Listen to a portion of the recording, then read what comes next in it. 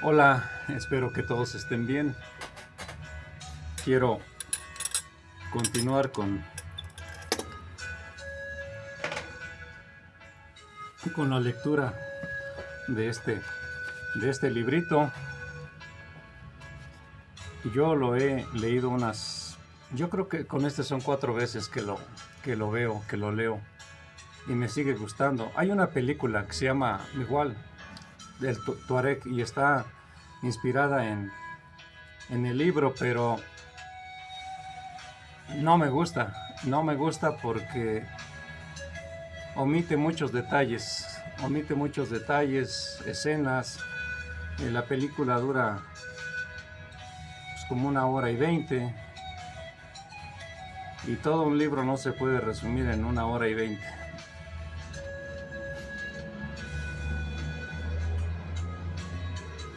Gazelle, Gazelle comprendió que los fantasmas de sus temores cobraban cuerpo cuando distinguió en el horizonte la columna de polvo que se alzaba, quedando largo rato suspendida en el cielo, inmóvil, pues ni un soplo de viento se deslizaba sobre el mediodía de la llanura. Los vehículos, pues vehículos mecánicos tenían que ser por la velocidad a que avanzaban, dejaban tras de sí una sucia huella de humo y tierra en el límpido aire del desierto. Luego fue el tenue zumbido de sus motores, que rugieron más tarde, espantando a las torcaces, los fennec y las culebras, para acabar con un chirriar de frenos, voces destempladas y órdenes violentas, cuando se detuvieron arrastrando consigo el polvo y la suciedad a no más de 15 metros del campamento. Toda muestra de vida y movimiento se había detenido al verlos. Los ojos del Targhí, de su esposa, sus hijos, sus esclavos e incluso sus animales se hallaban prendidos en la columna de polvo y en el pardo oscuro de los monstruos mecánicos. Y chiquillos y bestias retrocedieron atemorizados, mientras las esclavas corrían a esconderse en lo más profundo de las tiendas, lejos de la vista de los extraños. Avanzó despacio, se cubrió el rostro con el velo distintivo. Avanzó despacio, se cubrió el rostro con el velo distintivo de su condición de noble y mohawk, respetuoso de sus tradiciones, y se detuvo a mitad de camino entre los recién llegados y la mayor de sus jaimas, como queriendo indicar, sin palabras, que no debían avanzar mientras él no diera su permiso y los acogiera como huéspedes.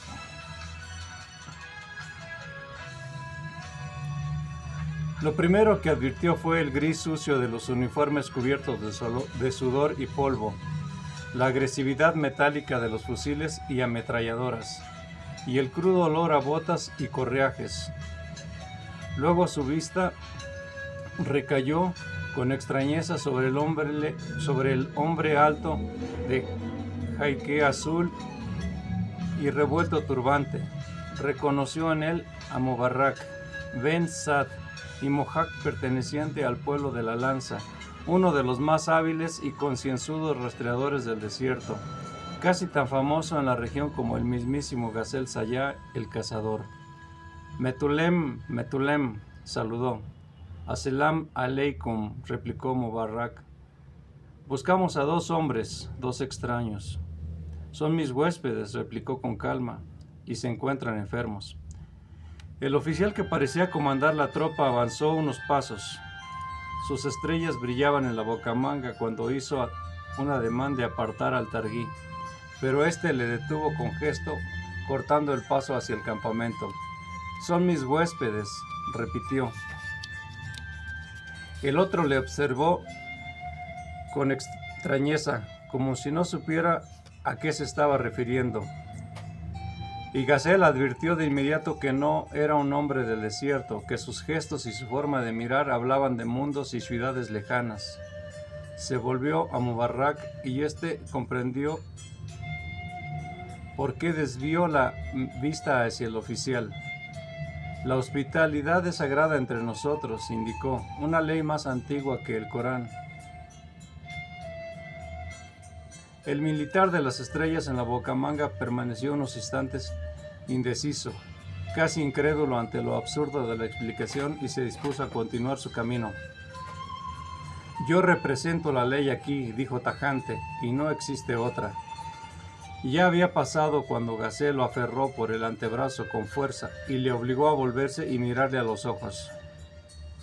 La tradición tiene 1000 años y tú apenas 50, musitó mordiendo las palabras. Deja en paz a mis huéspedes. La tradición tiene 1000 años y tú apenas 50, musitó mordiendo las palabras. Deja en paz a mis huéspedes. A un gesto del militar, los cerrojos de 10 fusiles resonaron. El targuí advirtió que las bocas de las armas le apuntaban al pecho y comprendió que toda resistencia sería inútil. El oficial apartó con un gesto brusco la mano que aún le sujetaba y desenfundó la pistola que colgaba a su cintura. Continuó su camino hacia la mayor de las tiendas.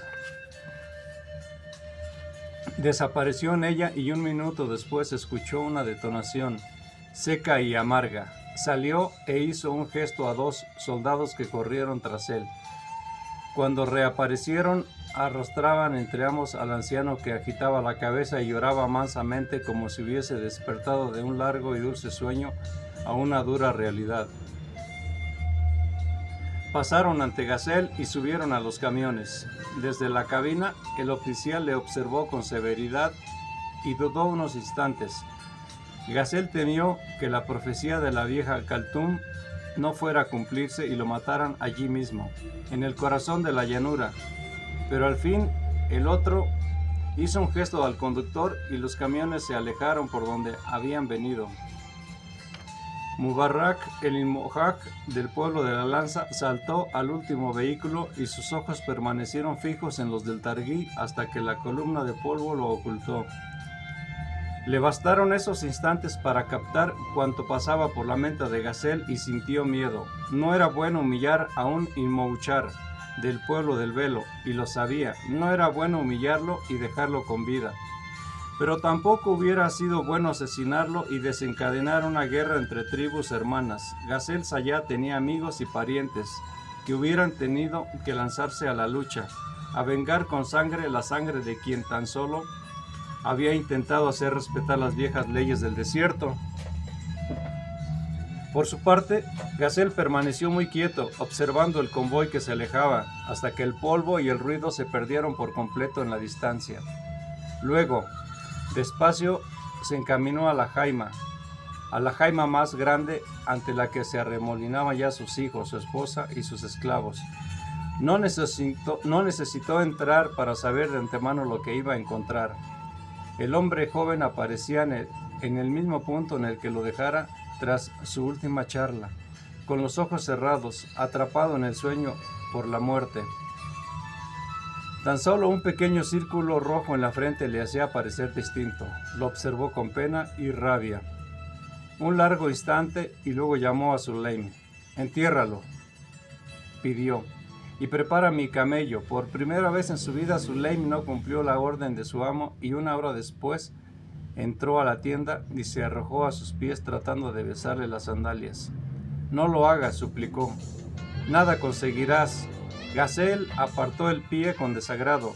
«¿Crees que debo consentir semejante ofensa?», inquirió con voz ronca. «¿Crees que seguiría viviendo en paz conmigo mismo tras haber permitido que asesinen a uno de mis huéspedes y se llevan a otro?» «¿Qué otra cosa podías hacer?», protestó. «Te hubieran matado», dijo Sulaim. «Lo sé, pero ahora puedo vengar la afrenta». «¿Y qué obtendrás con ello?», inquirió el negro. «¿Devolverás la vida al muerto?». «No, pero les recordaré que no se puede ofender a un Ilmojaj impunemente. Esa es la diferencia entre los de tu raza y la mía, Sulaim. Los Akli admitís las ofensas y la opresión y os sentís satisfechos siendo esclavos. Lo lleváis en la sangre, de padres a hijos, de generación en generación, y siempre seréis esclavos». Hizo una pausa y acarició pensativo el largo sable que había extraído del arcón donde guardaba sus más preciadas pertenencias. Pero nosotros, los tuareg, somos una raza libre y guerrera, que se mantuvo así porque jamás consintió una humillación ni una afrenta. Agitó la cabeza y no es hora de cambiar. Pero ellos son mucho, protestó el negro, y poderosos. Es cierto, admitió el targuí, y así debe ser. Solo el cobarde se enfrenta a quien sabe más débil que él, porque la victoria jamás le ennoblecerá. Y solo el estúpido lucha con su igual, porque en ese caso tan solo un golpe de suerte decidirá la batalla. El Limojaj, el auténtico guerrero de mi raza, debe enfrentarse siempre a quien sabe más poderoso, porque si la victoria le sonríe, su esfuerzo se verá 1000 veces compensado y podrá seguir su camino orgulloso de sí mismo. Y si te matan, ¿qué será de nosotros?, dijo el negro. Si me matan, mi camello galopará directamente al paraíso que Alá promete, porque escrito está que quien muere en una batalla justa tiene asegurada la eternidad. Pero no has contestado a mi pregunta, insistió el negro. ¿Qué será de nosotros? De tus hijos, tu esposa, tu ganado y tus sirvientes. Su gesto fue fatalista. ¿Acaso he demostrado que puedo defenderlos?, dijo Gazelle. Si consiento que maten a uno de mis huéspedes, ¿no tendré que consentir que violen y asesinen a mi familia? Se inclinó y con un gesto firme le obligó a ponerse en pie. Ve y prepara mi camello y mis armas, pidió. Me iré al amanecer. Luego te ocuparás de levantar el campamento y llevarás a mi familia lejos, al vuelta del Huayla, allí donde murió mi primera esposa. Cada capítulo de este maravilloso libro se va poniendo mejor.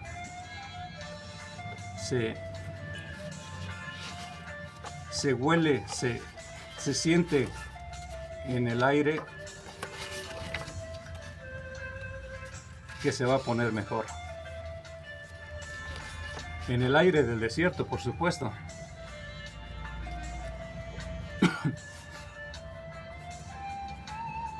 El amanecer llegó precedido por el viento. Siempre el viento anunciaba el alba en la llanura y su ulular en la noche parecía convertirse en llanto amargo. Una hora antes de que el primer rayo de luz hiciera su aparición en el cielo, más allá de las rocosas laderas del Huayla, escuchó con los ojos abiertos, contemplando el techo de su jaima con sus rayas tan conocidas, y creyó estar viendo los matojos corriendo sueltos sobre la arena y las rocas, siempre con prisa, siempre queriendo encontrar un lugar al que aferrarse, un hogar definitivo que les acogiese y les librase de aquel eterno vagar sin destino de un lado a otro del África.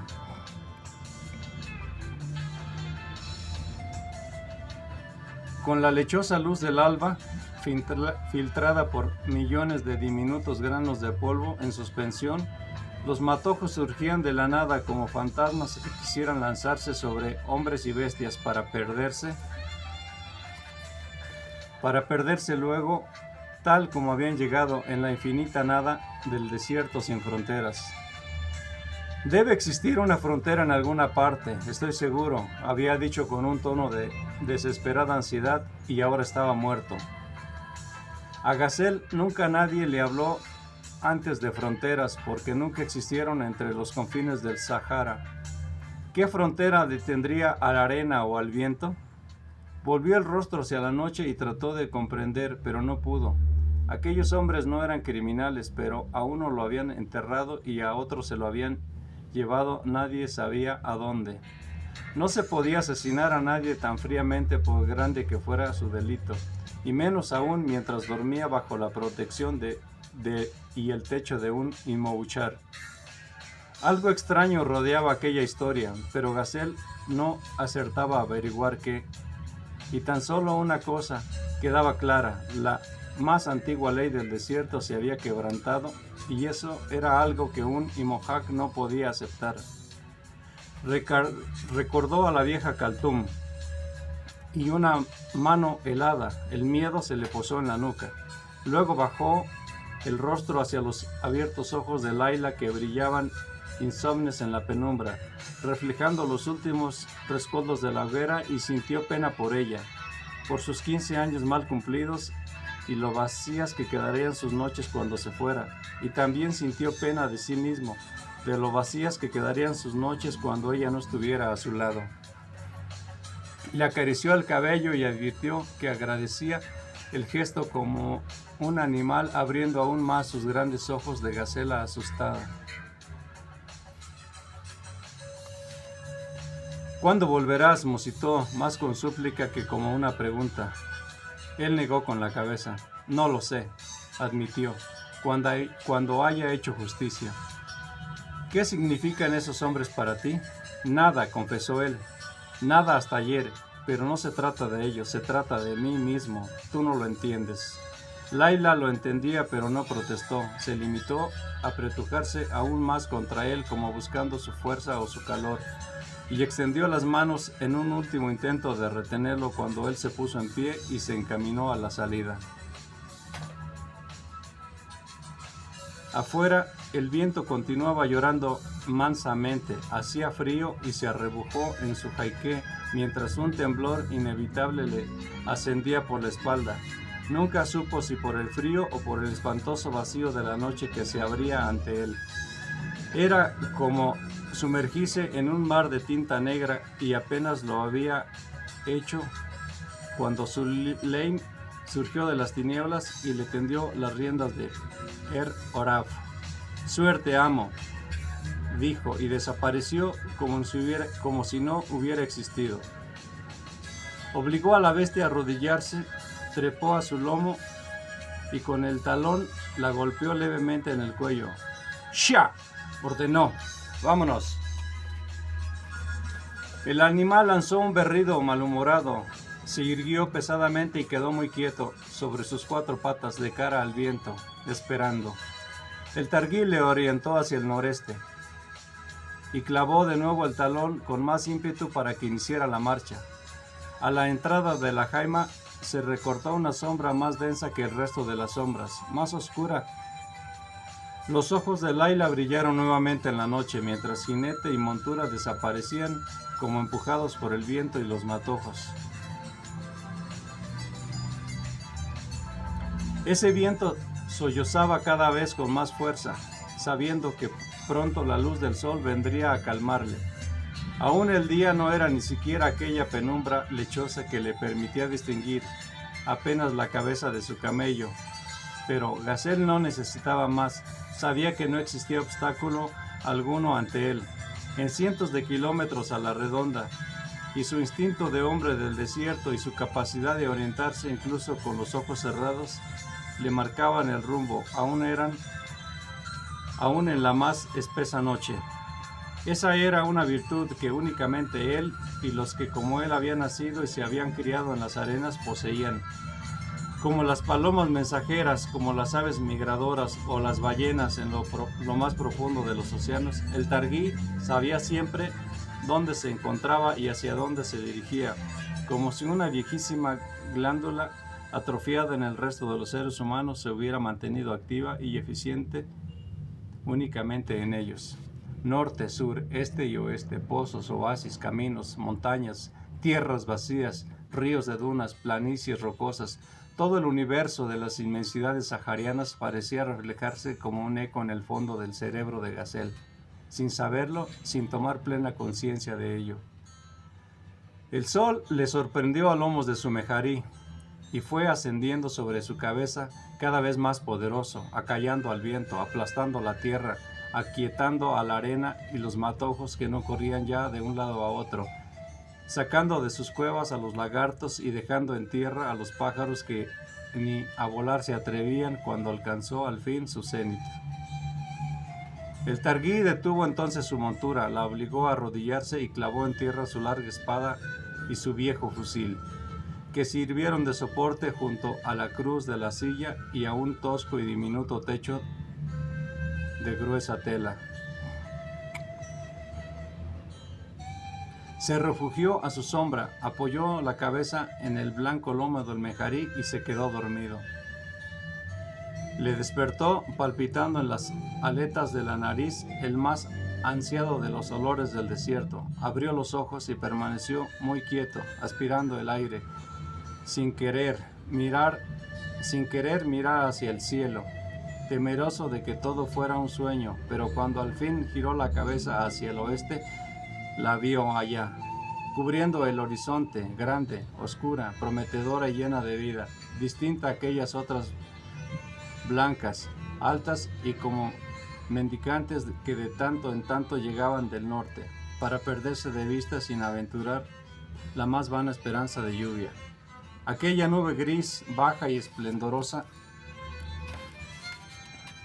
parecía ocultar en su seno todos los tesoros de agua del universo, y era probablemente la más hermosa que Gazelle hubiese alcanzado a ver en los últimos 15 años.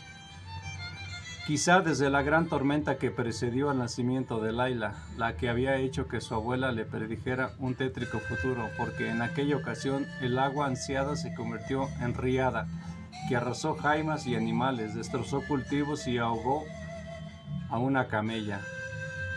Oraf se agitó inquieto, giró su largo cuello y orientó el hocico ansioso hacia la cortina de agua que avanzaba, descomponiendo la luz y transformando el paisaje. Barritó suavemente y de su garganta nació un ronroneo de enorme gato satisfecho. Gazelle se puso lentamente en pie, le despojó de la montura y se despojó a su vez de la ropa que extendió cuidadosamente sobre matojos para que recibieran toda el agua posible.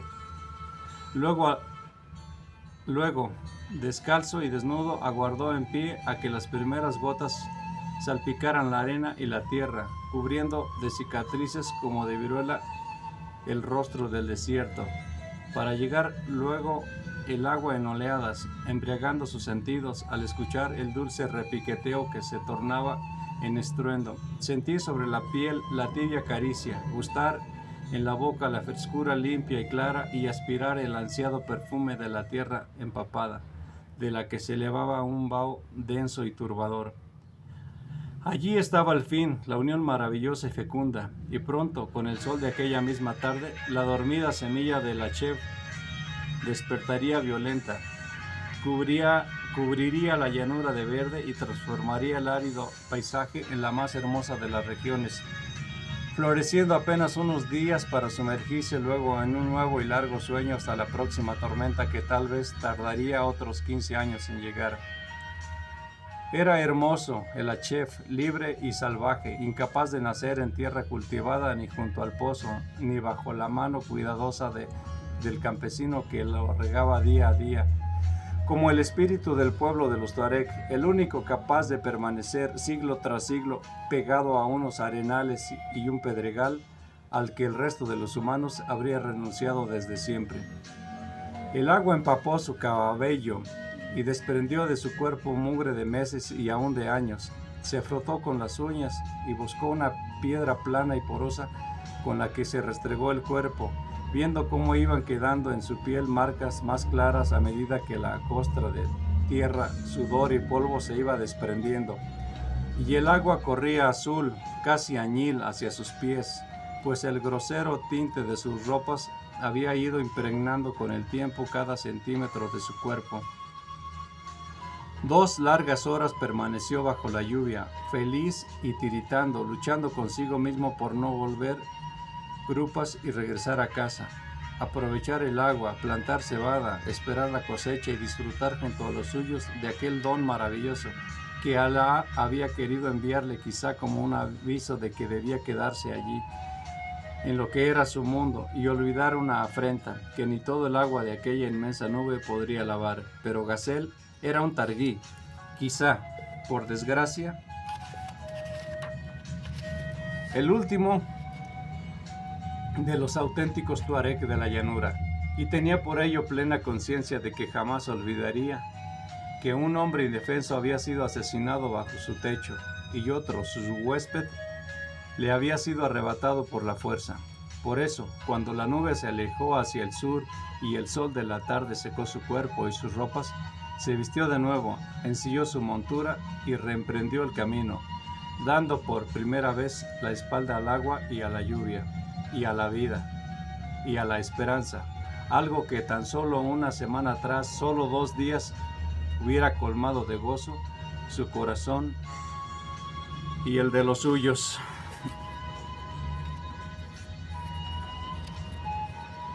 Cuando terminemos de escuchar, de leer yo este librito, ustedes entenderán un poquito de cómo es la vida en el desierto del Sahara, por qué sus habitantes tenían un sentido tan profundo de la hospitalidad, pues sin ella no sería posible la vida. Una persona en el desierto está obligada a proteger a otra persona del desierto, y aunque no sea del desierto, porque de lo contrario todos van a perecer. El dar definitivamente es recibir. ¿En qué momento? Cuando sea necesario. Cuídense, les envío un fuerte, fuerte abrazo a todos.